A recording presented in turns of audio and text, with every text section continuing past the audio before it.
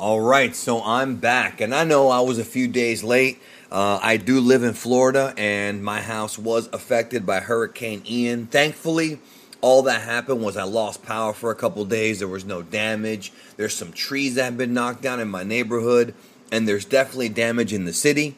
But I'm very thankful, God bless that I'm okay, and that all that happened was I lost power for like 2 days, like 2.5 days. So, obviously, my heart goes out to all those people in southern Florida who have had their entire lives wiped. And I'm considering going on my main channel and doing a charity stream for victims of Hurricane Ian. I'm thinking about it, trying to get all the logistics together and see if we can make it cool.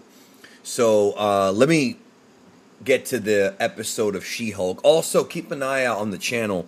Got a lot to catch up on next couple of days. I'm going to do a video about Antonio Inoki. And I'm going to do a video about opinions on the internet, specifically about She-Hulk and Andor, because I got some real interesting comments. Not anything bad, but it is interesting to look at how the landscape is right now for folks online in communities watching these various shows and how their opinions, differ. It's a very interesting time, and I'm going to legit talk about that. She-Hulk episode 7, The Retreat. So they open up the episode with, this is what I like about the show. This is actually what I like. You spend a lot of time with the character of She-Hulk, with Jennifer. And again, the actress brings this character to life. Like, the actress is the one that really makes this character likable for me. Like, just seeing her, in the beginning of the episode, she gets out of the shower, she goes to the kitchen, like, just doing real basic stuff. And please don't sit there and be like, oh, geekdom likes women in the kitchen, because that's just fucking pussy shit. But I'm saying, like, her living at home, just living her life is cool. Like, they focus on that, and they do it. And if it wasn't for her charisma, it wouldn't work. But it works because she's so charismatic. So she goes on this date with the guy that she met in the last episode, and it's going well. Unlike the other dudes who she dated earlier in the season, this guy actually likes her in her base form and not just her transformed. And so, she's kind of got a thing for him. She's waiting for his text messages. Like, I like how it actually shows that not a lot of movies that I watch anyway show like how when you're really into somebody, you do kind of wait for their text. This goes for both men and women. Men try to play it cool. You know what I mean? We try to be cool about it. Women also try to be cool about it, but you both know that you do it, So this episode ties back into some other plot threads. One involving the Abomination, one involving the dude from the real early episodes, the guys who were dressed up like the Avengers. They all come back in this episode. But I must say, even though Tim Roth is all over this episode, and I mentioned, of course, the charisma of the lead, I feel like this is not... I did not like this episode, man. This is 2 episodes in a row where I'm just not really feeling this show. And I'm starting to wonder if this is one of those situations where maybe this show should have been like... This season should have been like maybe 7 episodes and not 9, or 6 episodes, or even 5 episodes. And I know that, 30 minutes is not a long time, but I'm seeing the show legit, like, I'm seeing it go down. I'm seeing it, like, lean down. So the whole story is that we find out, again, she's waiting for the text message, and we find out that the inhibitor that stopped Abomination from transforming is broken. And so she has to go deal with it. And then they end up meeting these new characters called Man-Bull and El Aguila, who are basically... These are real Marvel characters, right? But they're kind of like played up to be jokes. And it obviously ends up with a lot of other characters coming in, Porcupine or whatever. But it just didn't, like, the episode I thought was almost trying too hard. I do wonder if Anu Valia's direction is the problem. There's some creative direction here, some unique things, but overall, Anu Valia is not good at making these episodes feel right. There's tonal problems.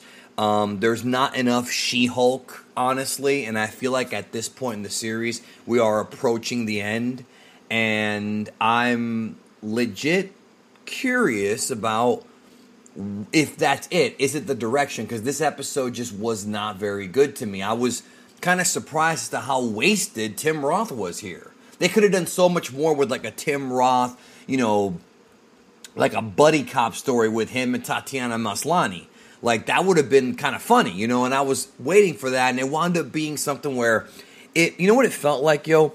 It felt like an episode of The Peacemaker, except not funny. That's what it felt like. I felt they were going for that kind of feel, and it just didn't work. It just didn't work because James Gunn is really good at that. James Gunn is a pro based on, obviously, his history with, with Troma and making those classic Troma films. Here, I don't know, man. It just kind of felt like they were trying really hard and shooting blanks. You know what I mean? They have this whole, like, AA meeting between, Jennifer and, Abomination and everybody else. And it's supposed to be played up for laughs, but it just doesn't really work. It was all because, the whole moral of the episode, though, was good. And the moral of the episode was, like, she was kind of hooked on this Josh guy, and he never texted her back, right?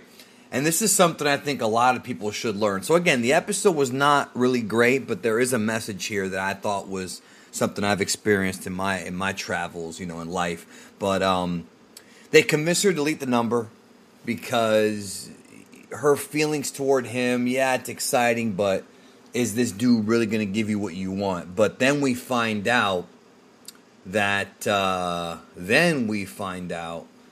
they flash back to 3 days earlier, and he basically he copied data from her phone and took a sample of her blood on behalf of somebody named Hulk King, which is obviously not her cousin.